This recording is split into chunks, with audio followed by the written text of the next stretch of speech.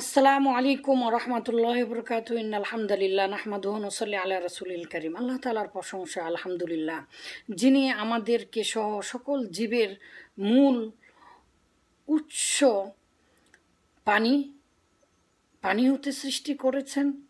আলহামদুলিল্লাহ। অতঃপর সেই মহামানবের উপর দরুদ পাঠ করছি, যিনি তার বাস্তব জীবনে পানি সংক্রান্ত সকল বিধিবিধান বর্ণনা করে গিয়েছেন সাল্লাল্লাহু আলাইহি ওয়াসাল্লাম। সম্মানিত ভাইরা, আজকে যে বিষয়ে কথা বলবো সৃষ্টি তত্ত্বের পানির অপার রহস্য নিয়ে। এটি বলার আগেই যে কারণে এটি বলতে ইচ্ছা হলো সেটা হচ্ছে একটি হাদিস তাহকিক করতে যে আমি আশ্চর্যান্বিত হয়েছি, আমার হৃদয় অনেক ব্যথিত হয়েছে আর অনুধাবন করছে যে মানুষকে এ বিষয়ে সতর্ক করা অতীব জরুরি। একজন সাহাবীর মৃত্যুর কারণে আরশ কেঁপে উঠেছিল। সেই সাহাবীর লাশ বহন করেছিল ফেরেশতারা। আল্লাহ রাসূল সাক্ষী দিয়েছেন শহীদ, এবং তিনি ছিলেন নেতা যার অবদান অপরিসীম ইসলামে। আল্লাহ রাসূল কবর খনন করার সময় তিনি দোয়া করছিলেন এবং আল্লাহ রাসূল জানাজা সালাতে এতই দোয়া করছিলেন, অন্যান্য সাহাবীরা মনে করছিল যে এই লাশটি যদি আমার হতো, তথাপি কবরে নামানোর সময় কবর সংকীর্ণ হয়ে যাচ্ছিল। এই কথাগুলো হাদিস সংক্রান্ত বিষয়ে হাদিস দিয়ে বলার প্রয়াস পাবো ইনশাআল্লাহ। তার আগেই চলুন পানি কি এবং কি কারণে তার কবর সংকীর্ণ হয়ে যাচ্ছিল এগুলো জানব। আমাদেরকে সৃষ্টির অনেক পূর্বেই, 50,000 বছর পূর্বেই আল্লাহ তাআলা আমাদের তাকদীর সৃষ্টি করেছেন, ভাগ্য। আর ওয়াকানা আরশুহু আলাল মা, হাদিসের শেষাংশে আছে। আর তখন আল্লাহর আরশ ছিল পানির উপরে। দেখেন, পানি সংক্রান্ত কথা বলছিলাম সৃষ্টি তত্ত্বের, যার কোনো কুল কিনারা নেই এই পৃথিবীতে। যখন থেকে পানি এসেছে তারপর থেকেই জীবের অস্তিত্ব। বিজ্ঞানীরা বলেন, সম্মানিত ভাইরা, এই পানি হতেই সৃষ্টি। আবার দেখেন, এই পানি হতে বারবার বলছি সৃষ্টি, আসলে মানুষ তো মাটি হতে, আলাক হতে, নুতফা হতে ইত্যাদির কথা আছে। পানির শব্দটাও আল্লাহ তাআলা ব্যবহার করেছেন, যেমন ফালিয়ানজুরিল ইনসানু মিম্মা খুলিক। লক্ষ্য করো মানুষদেরকে, মানুষ সংক্রান্ত বিষয়ে। আর মানুষকে মিম্মা খুলিক, কোথায় হতে সৃষ্টি করা হয়েছে? খুলিক মিম্মা ইন দাফিক, আর সৃষ্টি করা হয়েছে লাফানো, চটকানো এবং স্ফুলিঙ্গ পানি হতে। ইয়াখরুজু মিন বাইনি সুলবি ওয়াত তারাইব, যা বক্ষ এবং পিঞ্জের মাঝখান হতে বাহির হয়। সোজা সাপটা কথায় যাকে আমরা বীর্য বলি। পরবর্তীতে এই বীর্যে আমরা অনেকেই নাপাক বলি থাকি। আসলে বীর্য নাপাক নয়, তাই বলে অনেক গাধারা বলে তাহলে খাবে, নাপাক না হলে তো খাওয়া যায় গাধা। আসলে সেটাও ঠিক নয়। দেখেন, প্রস্রাব পানি করলে ও গোসল ফরজ হয় না, অজু করতে হবে। কিন্তু আলমা ও বিলমা, এই পানির কারণে গোসল ফরজ হয়ে যায়। এই যে এই পানির কারণে গোসল ফরজ হয়ে যায়, পৃথিবীর অন্য কোনো ধর্মে এই কথা নেই। গোসলের কথা চলেই আসলো, একটু বলেই ফেলি। সমস্ত বাইবেলে গোসল সংক্রান্ত কোনো বিধিবিধান না থাকার ফলে রানী এলিজাবেথ তার জীবনেও গোসল করতেন না। প্রচণ্ড গায়ের গন্ধ হতো। যে ফান্ডামেন্টো, যিনি রানী এলিজাবেথ আর ফান্ডামেন্টো এপ্রিলে ফুল সংগঠিত করেছিল মুসলমানদেরকে মেরে, তার কথা বলছি। গোসল করতো না, বই পুস্তকে পড়েছি।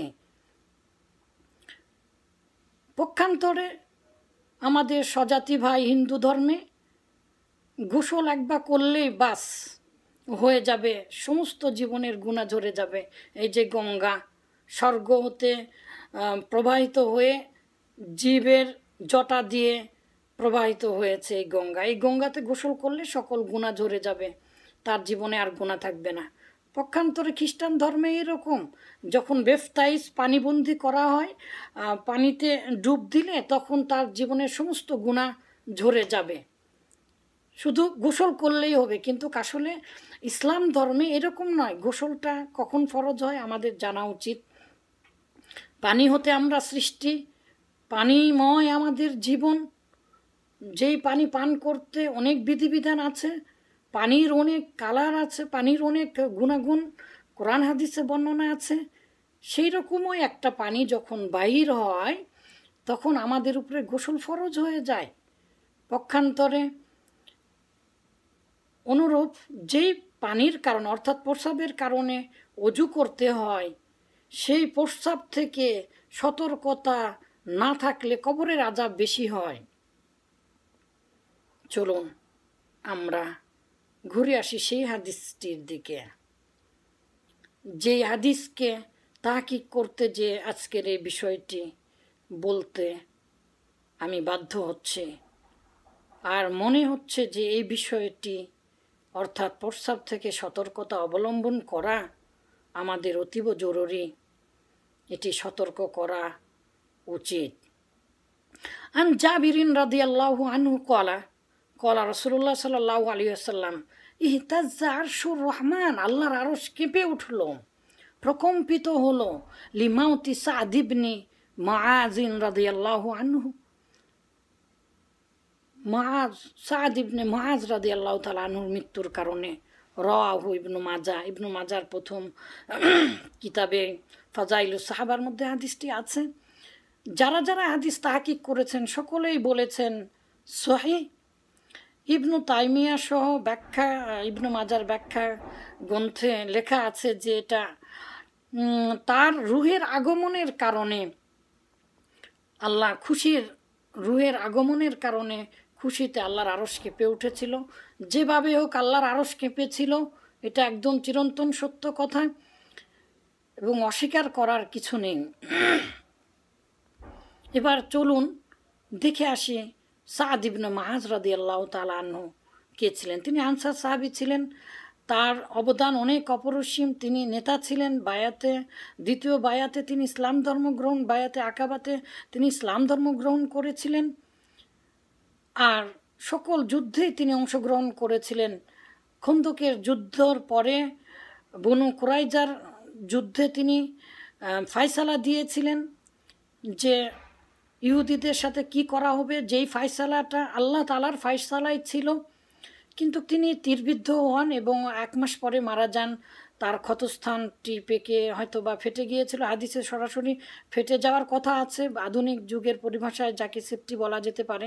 কিন্তু তার ফেটে যাওয়া ক্ষতস্থান হতে এত রক্ত প্রবাহিত ছিল যে সবাই আশ্চর্যান্বিত হয়েছিল। যাই হোক, তিনি মারা গেলেন। আল্লাহ রাসূল তার জানাজার সালাত আদায় করলেন। আনাস হতে বর্ণিত, তিনি বলছিলেন যে এই লাশটি যদি আমার হতো। আল্লাহ রাসূল এত দোয়া করছিলেন। এবং দেখেন সাদ ইবনে মুআয রাদিয়াল্লাহু আনহু তিনি এতই জলিলুল কদর সাহাবী যে তার লাশ বহন করছিল। সহিহ হাদিসে এসেছে ফেরেশতারা। আবার আল্লাহ রাসূল ছিল কবরে, যখন সাহাবীরা কবর খুঁড়ছিল সুঘ্রাণ আসছিল কবর থেকে জান্নাতের। এরপরে যখন কবরে নামাতে গেল আল্লাহ রাসূল তখন আল্লাহু আকবার বলে জোরে করলেন এবং আল্লাহ তাআলার কাছে দোয়া করলেন। সাহাবীরা কারণ জানতে চাইল। তখন তিনি বললেন যে কবর সংকীর্ণ হয়ে যাচ্ছিল। সহিহ হাদিস, এই হাদিসটি তাহকিক করতে যেয়ে মনে করলাম যে এই বিষয়ে বলা উচিত।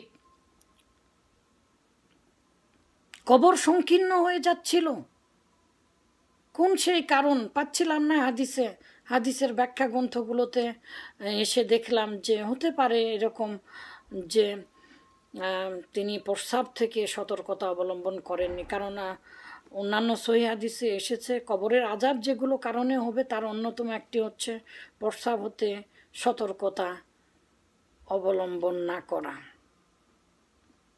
সম্মানিত ভাইরা, দেখেন আমরা আমাদের এই পৃথিবীর পানি এবং আমাদের শরীরের পানি, নিষ্কাশিত পানি, যে নিষ্কাশিত পানি থেকে সতর্কতা অবলম্বন না করাটা কত বড় ভয়াবহ একটি বিষয়। আশা করি সাদ ইবনে মুআজের কাহিনী হতে আমরা জানতে পারলাম। সুতরাং আমরা চেষ্টা করব আমাদের জীবনের এই গোসল, ফরজ গোসল এবং প্রস্রাব সংক্রান্ত বিষয়গুলো ভালো করে জানার। কারণ ফরজ গোসল আদায় ঠিকমতো না হলে কোনো ইবাদতই কবুল হবে না। পক্ষান্তরে অজু যদি ঠিকমতো না হয় কোনো ইবাদতই কবুল হবে না। আর প্রস্রাব করতে যে যদি সতর্কতা অবলম্বন না করা হয়, ছিটে ফোঁটা যদি এসে লেগে যায় তাহলে আবার ইবাদত কবুল হবে না, কারণ তখন অজুই হবে না। আসুন আমরা সতর্ক হই এবং আল্লাহ তাআলা আমাদেরকে এই পানি সংক্রান্ত বিষয়ে সতর্ক হওয়ার তৌফিক দান করুন। আমিন। আসসালামু আলাইকুম ওয়া রাহমাতুল্লাহি ওয়া বারাকাতুহু।